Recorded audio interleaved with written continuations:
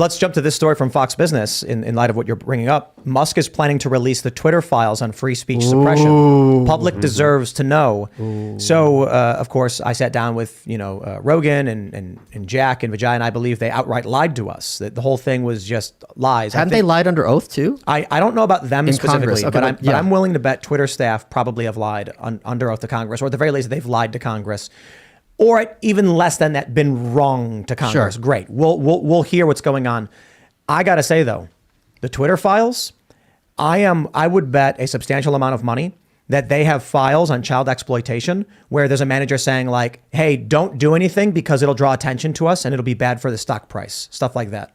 Oh, my God. Would you agree they were probably behind the scenes? I'm praying with every fiber of my being that you're wrong.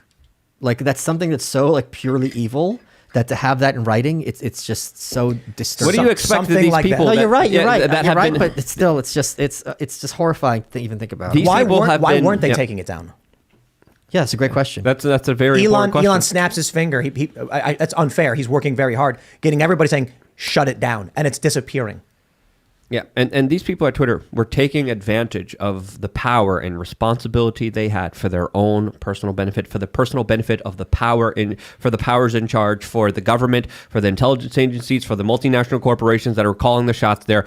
So they're capable of doing a lot of very underhanded, evil things. And I think Elon Musk, even a couple of days ago, was tweeting, hey, it's far worse than I even expected it to be. And I bet there's probably so much evil, so much just nasty actions being committed by these people that a lot of people can't even imagine how bad it gets. Let me ask you, Ian, because you worked for Minds and you actually saw a lot of the content that violated. I can't imagine, like, based on your experience, how bad do you think it is with Twitter? People posting this stuff. It's got to be magnitudes worse because there's magnitudes more people using it. And I mean, like times 10, times 10, times 10. There's probably like a 10,000 more times more people using it. So I'd imagine there's 10,000 times more. Well, what I mean is there's probably even more than that because it's a centralized focus of interaction. You actually had to deal with moderation when it came to this kind of stuff. Yeah, and I'm wondering if the FBI went to Twitter and was like, oh, that's child porn? Leave it up. It's a honeypot now. Let's see everybody that shares it and comments on it. Those are the people we're going after. Yeah, the federal government has run many adult child websites, and the stories of what they were doing is absolutely shocking. What about the Banju boys? Is that how it's pronounced in Afghanistan? I don't know. So, right. Our allies in Afghanistan had a thing where they would bring out young boys and have their way with them. And basically, the U.S. look. This is also New York Times. The U.S. Armed Forces were told